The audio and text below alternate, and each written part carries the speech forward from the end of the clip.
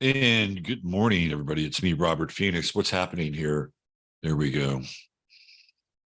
We had to adjust the green aura emanating from the top of my cap. Um,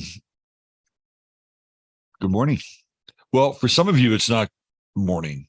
For some of you, it is some other time of the day, and I hope your day has been successful, peaceful, filled with growth, and not frustration, angst, and fear, which seems to be the order of the day for a lot of denizens on this plane as it just gets weirder and weirder and weirder with every passing day. And this is a reprieve with Pluto in Capricorn now, the retrograde, because we did have the high strange. I mean, come on, let's just go back and look at the high strange with Pluto in Aquarius. And how weird did it get? Well, it got really weird until Pluto went into Capricorn, retrograded, and there was a decision to kind of cancel Pride Month at a corporate level. A whole month for Pride is a long fucking time. But I don't know. Who else gets months? Well, there's Black History Month, Pride Month. I think that's about it. So 2 months out of the year, there's still 10 more slots available. So I'm sure that they'll find some available. So how come there's not Cat Month? We need to have Cat Month. We need a month devoted to cats. What month would that be? Let's see. Black History Month is February, so Aquarius, and Pride Month is Gemini. I think Cat Month. Good question. Leo, of course, it's Leo. August is Cat Month, so we're going to have unofficial Cat Month this year on August. I think it's appropriate. How can we not spend 30 days just kind of devoted to the cats in our life? Right, Peachy? Peachy's personality is starting to emerge. Boy, she's a piece of work. All right, let's get down. Let's get with it. Let's have a little Astro Weather. The Astro Weather brought to you by robertphoenix.com, your one-stop shop for all your astrological needs. There you go. Ladies and gentlemen, boys and girls. Oh, no, there she goes. Okay. So I wish I had a camera for this. We got the outdoor cat, and he is on the planter box on the other side of this window. And Peachy is on the ledge of the window on the inside, and they're swiping at each other through the glass. This is fucking hilarious. Oh my God. Anyway. All right. We'll have more for Cat Month in August. Here we go. We still have this wonderful stellium in Cancer. Mercury's up way out front now. So it's thought before action, right? This is what we call Epithian Mercury, where, yeah, you think about what you're going to do first before it happens. You know, I've talked about this before. If Mercury is behind the sun, then you are an actor. You throw yourself into life, and then you learn from it and think about you understand the consequences, and you process the data. It's called Promethean Mercury. Epithian Mercury is when Mercury is in front of the sun, and you tend to be more mental, analytical, think things through, and then act. Neither one is better than the other. There are different approaches for sure. I think Promethean Mercury individuals tend to show less hesitation when it comes to acting.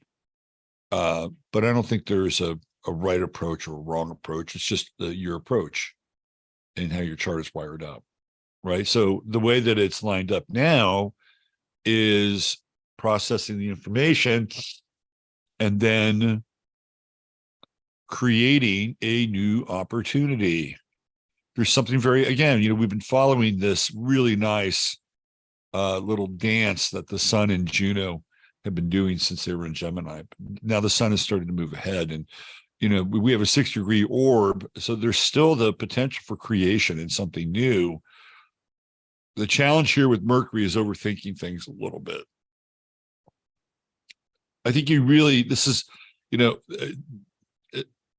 we'll just track this out for the next 10 days, roughly, that there's a combination of using your intuition and your kind of rational capacities.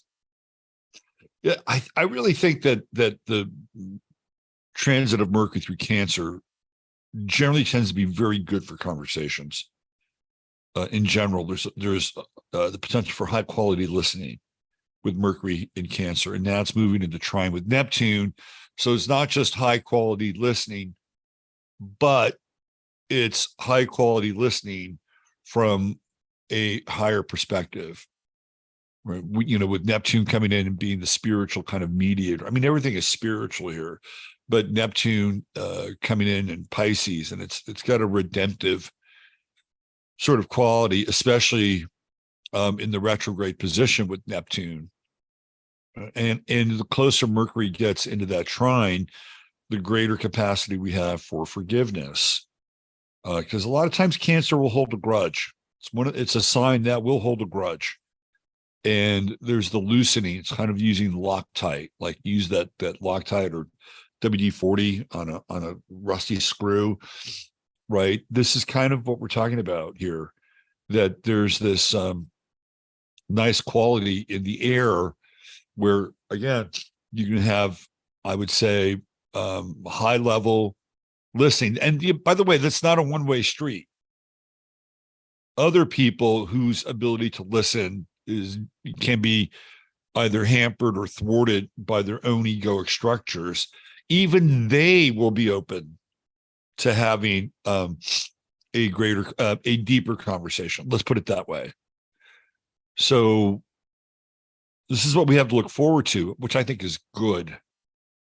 Even the most dense concrete blockheads might be able to have something flow between their ears in a way that might actually resemble an enlightened share. So we can look forward to that to the week ahead. Let's get into the moon and coming into that T-square today. We've got our old pal here in Aquarius, 27 degrees.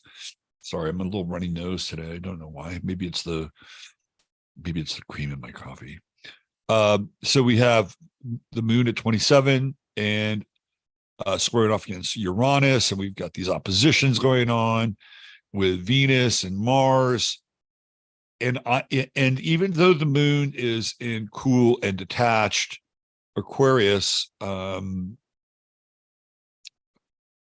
it's not as cool as detached as we'd like it to be. It's really interesting because on the one hand, we're kind of rewarded by having a more cerebral and intuitive approach to how we communicate. And on the other hand, and maybe they're not mutually exclusive, that there is this intense pull to be drawn into things emotionally. Maybe they're not mutually exclusive. Maybe this is a way to resolve certain blockages that we've had with other people. And what looks like or begins in a catastrophe, or what feels like a catastrophe, can actually resolve itself. So this is one of those days where if it looks like things are going sideways and you're being emotionally pulled in a direction that, again, this is sudden, right? We're dealing with the sudden nature of the experience. Just stay with it. Like, stay with it. This is one of the things that a lot of people, so as humans, and something that I'm still trying to, sometimes I'm better at it than others. But as humans, if we can stay with it and kind of stay in the fire, then the fire usually subsides a little bit, and then you can navigate through that hot space, right? I think today's one of those days. So don't immediately retreat, right? Just kind of stay in the fire a little bit, and then you'll actually, you might even win some respect points by not. That doesn't mean that you. Here's the other side of this, though. It doesn't mean that you have to supplicate. It doesn't mean that you have to um, sort of meet a list of demands.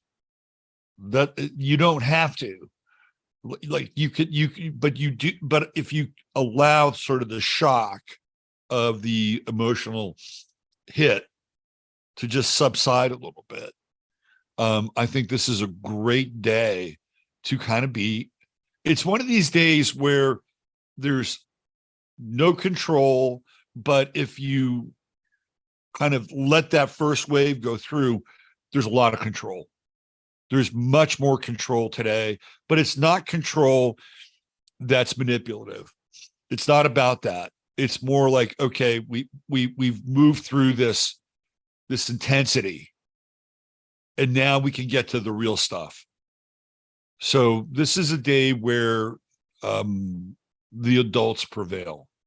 You know, this T square is very impetuous, childlike energy, very impetuous, childlike energy. And just get through it, right? Just get through it and be the adult. Don't be condescending, though. Condescending doesn't really fit the model here, because if you're condescending through this, it's only going to exacerbate the intent. Now, remember, this is early in the day here, right? By the time we, close up shop later today and tonight, for you other people that are in other parts of the world, or this plane, the moon will move into Pisces, and we'll have a very different emotional connection tonight and over the next 48 hours, which I think is quite good.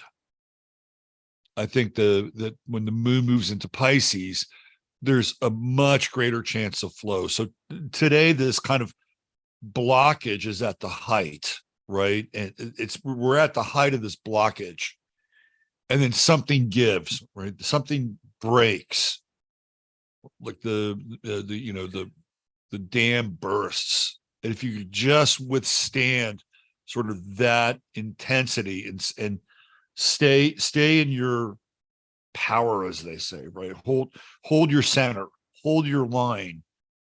I think the results are very interesting, and it feels to me like, we can really turn some corners over the next 48 hours in terms of emotions and communicating through those emotions and having new ground. That's the other part here with Taurus in the mix.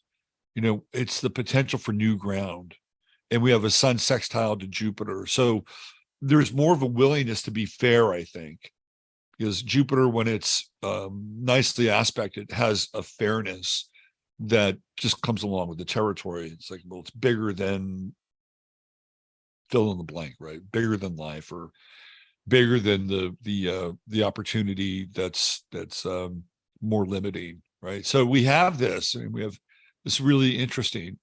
And as the moon moves into Pisces, there's more of it. I think we could all use a period of some degree of resolution and peace. And look, heaven is not going to descend in the next 48 hours, okay? But today we're at the kind of, especially in the early part of this day, or wherever you are, we're kind of at this peak. And you can just feel it building. Like there's so much tension in the air. You had this woman on the airline, on the American Airlines flight in Dallas, kind of losing her mind. You've got basically a new caliphate in France happening, which breaks my heart. I was born in France.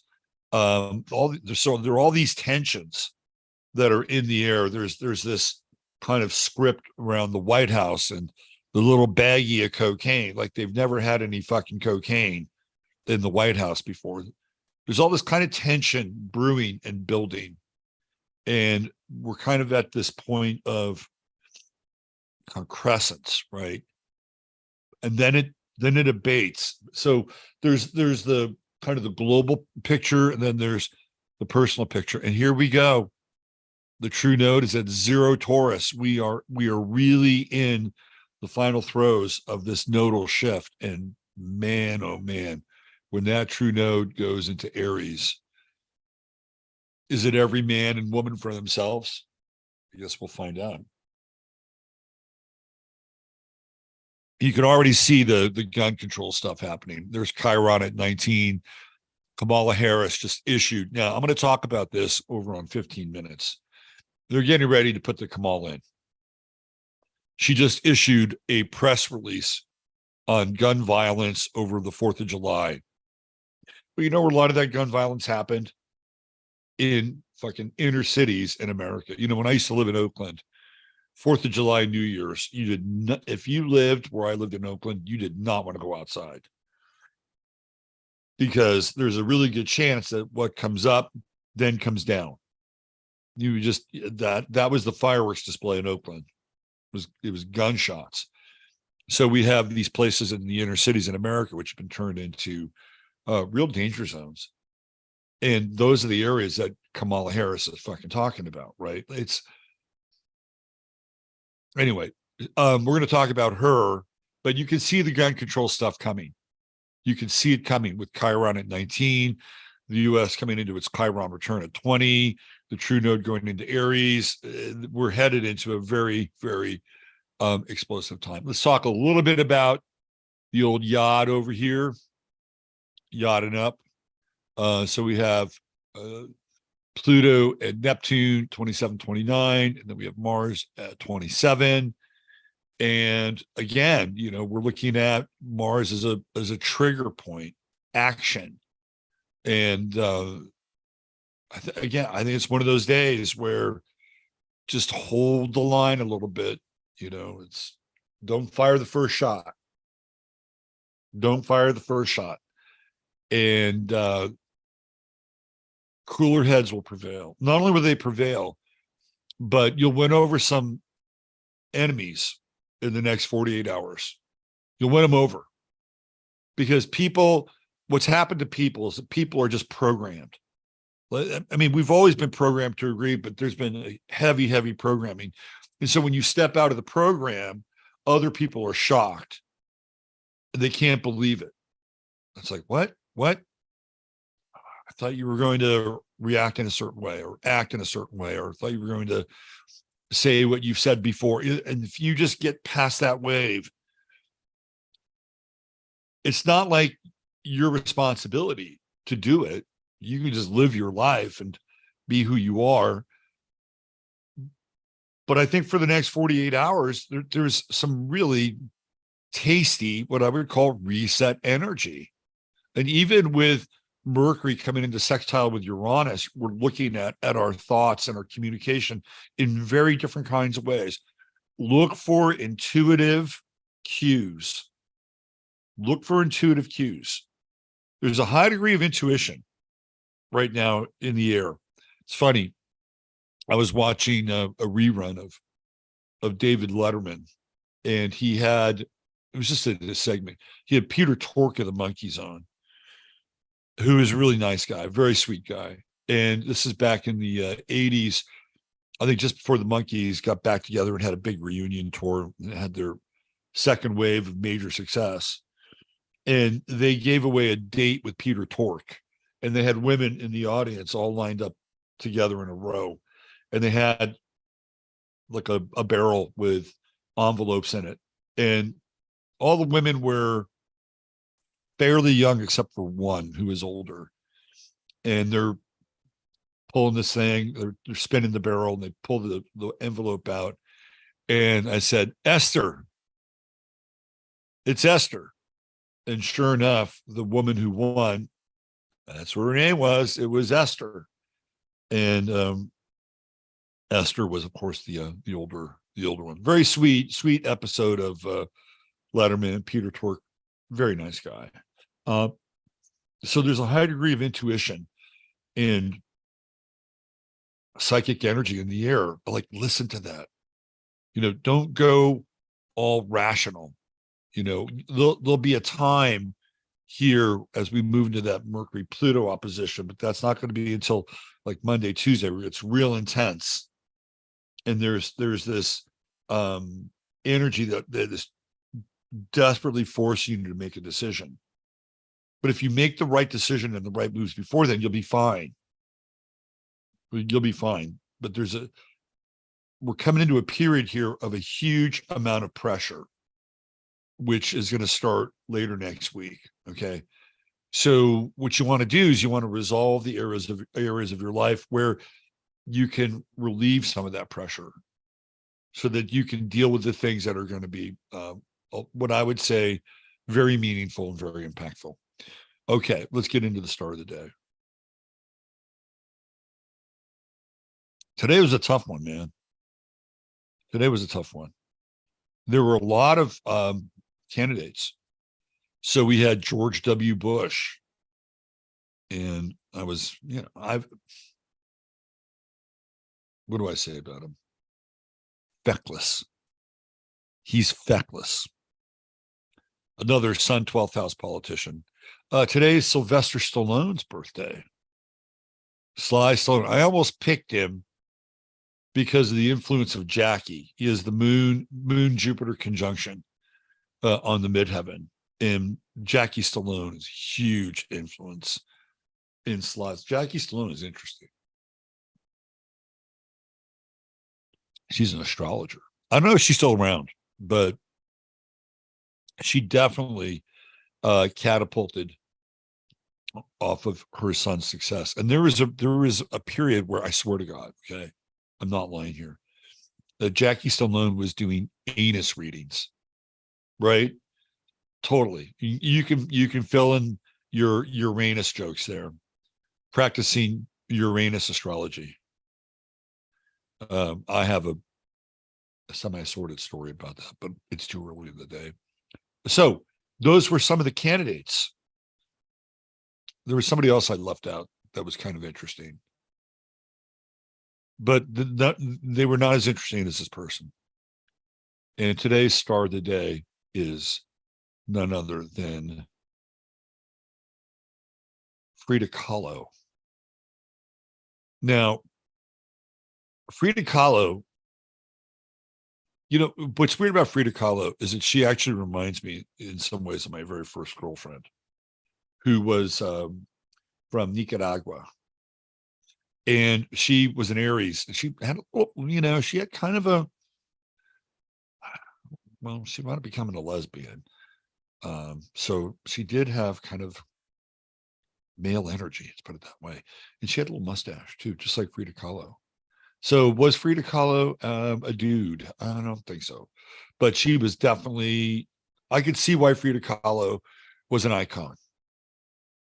You can see why she's an icon. She's got the moon in Taurus right up here at 29 Taurus in the 10th house. So she is going to be this kind of feminine icon, but her story is fucking crazy. And her chart is crazy. She has a very intense chart. And when she was 13 years old, you could almost see it here in the chart, right? You can almost see it in the chart. When she was 13 years old, she was in an accident.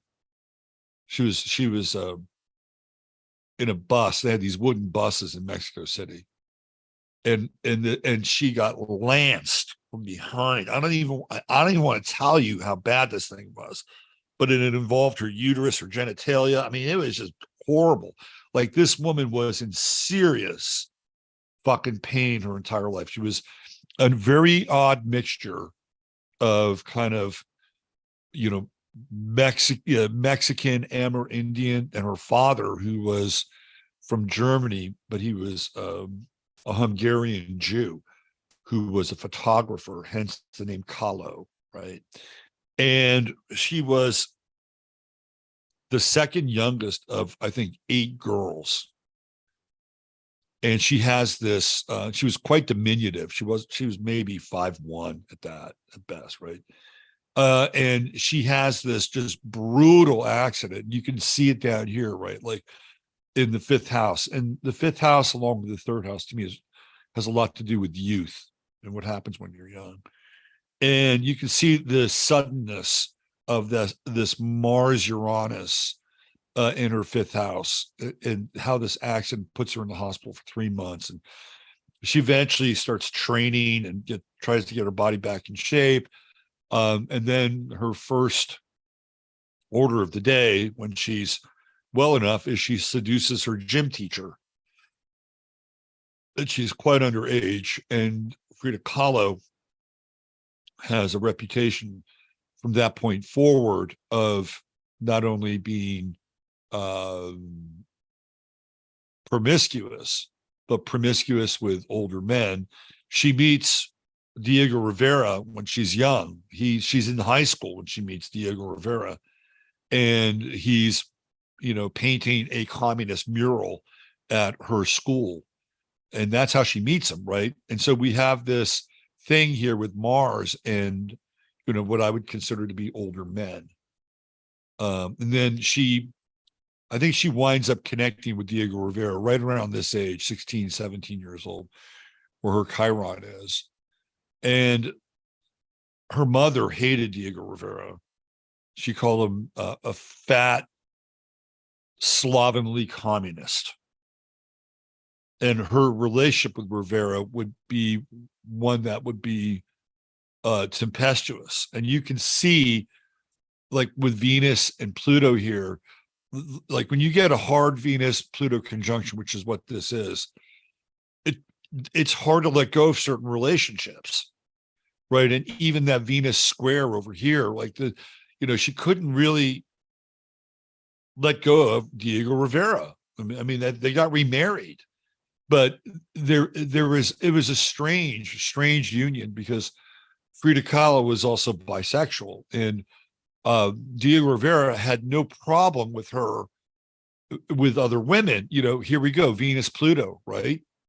And you could see it in Gemini, so going back and forth between the sexual poles. But he was insanely jealous when she would have these dalliances with other men, and she became actually a very accomplished artist, because of course she came from an art background with her father, and some of her paintings have actually sold for over millions. One sold at Sotheby's for like $3.2 million not long ago. And you can see here with the 11th house that there was a great deal of social intercourse, even though she was all fucked up, right? One leg was shorter than the other. I mean, all the kind of Capricornian deformities that you could sort of picture and visualize, she had them. And not only that, but she was a raging alcoholic. She also smoked way too much, right? So you can just see with Sun, Jupiter, Neptune, it's like just, she was somebody who was so kind of thwarted by life in a lot of ways, by what happened to her. And she was like, fuck it, I'm not leaving anything left. And she just went for it, right? Overindulgence, alcohol, cigarettes. She loves sweets, sex, both men and women. Of course, she has the infamous affair with Leon Trotsky. Nothing was off limits for Frida Kahlo. And she paid a price for it. Her end game was horrible. Horrible. I mean, if you want to go into Wikipedia and read about how, just the effects of alcohol and sweets, and the sort of the diabetic piece, and the open, kind of like lesions and all this shit on her body. I mean, just horrible, right? Absolutely horrible. She's to me, she's the weirdest combination of somebody who is just like, oh, I'm just going for it, man. Jupiter, Sun, Neptune, no limits, right? Sun, Jupiter. I'll be 5'1" and 4 feet wide. By the time she's older, she's, not this strange, alluring, exotic, Chiquita, right? No, she's By the time she's old, she's not good.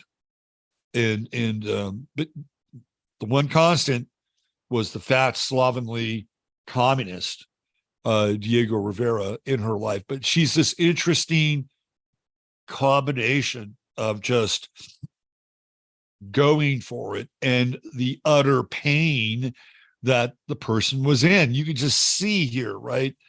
With Mars, Uranus, and that South Node, it's just this hard opposition.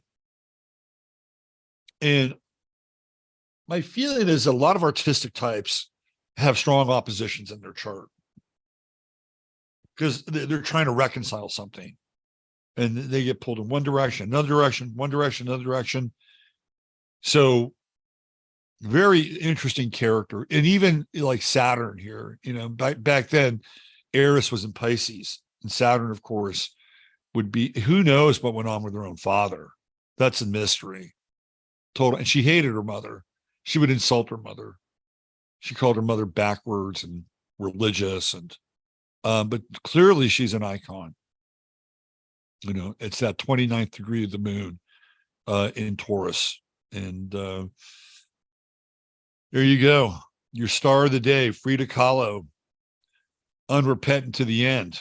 But you know what she said? She said, basically, this place fucking sucks, and I hope I never come back. Those were kind of her last words. So a very interesting, polarizing figure who lived life on her own terms and often did it through extreme pain and distortion. There's your star of the day, Frida Kahlo. All right. Please join me over on 15 Minutes of Flame. That's coming up here at 9/11 Central Standard Time, right there. Bada bing, right there. 15 Minutes of Flame. The great Chetarians are there. And we're going to talk about Kamal today and what I think is about to happen with Harris, Heels Up Harris, and the smoking baggie, not the smoking gun, the smoking baggie. Will the smoking baggie bring the Bidens down? Kind of like that. Speaking of drugs, no, not really. Legal drugs, CBD, CGA. I've been reading more about CGA. What is this? Reading more about CGA and how CGA is really essential for people and healing, right? Healing a lot of stuff with your body. CGA is a process. It's created through the processing of hemp and CBD. So if you really want some of the best CBD, CGA, what do you got to do? You got to go to True Hemp Science. True Hemp Science is your source right here for some of the best CBD products you're going to find, period. End of story. I can't vouch enough for the high quality here. I think we're out of the sale zone. But if you type in 15MINS when you check out after spending $100 or more, you'll get some free product. All I'm going to say about the moon dust gummies is I've been to Texas. I'm sorry, I've been to California. I've been in Nevada. And in both places, THC is legalized. And I have tried some of the THC gummies in both those places. Let me just say that the CGA and the moon dust does everything those things do. But guess what? You get a completely different effect. And I highly recommend it. So I'm probably going to wipe Chris out of his moon dust gummies. But the other stuff is really good too. And I was having a conversation with one of my clients yesterday about what happens when your body just becomes kind of desiccated. Like we live in a very desiccated environment. Like right now I'm drinking coffee, which is going to desiccate, my organs. They're going to dry out, right? So you have to replenish your organs with everything that keeps them kind of oiled up and lubricated so that they're working at a high level. CBD does that, but you have to use it on a consistent basis. So what happens is your organs, which are constantly being dried out. I mean, just think about it, right? We're drinking coffee. Some people drink alcohol. We have all the desiccants in the atmosphere. So a lot of people just dry up from the inside out. A lot of people say, like, "Oh my God, I'm thirsty all the time and I'm drinking all this water." Well, you're not absorbing the water. Your body's not absorbing it. You have, so your organs have to become lubricious, right? And CBD really helps with that. Really, really helps with that. So there's all kinds of products over there. You can make an appointment and you can talk with Chris and find out which one is the best for you. Always a 30-day money back guarantee. All right. Thanks for being here. Use your head in order to discern what's real. Your heart too, say what's possible. I'm Robert Phoenix. Please join me over on 15 Minutes of Flame at 9:11 a.m. We'll see you there. Bye for now.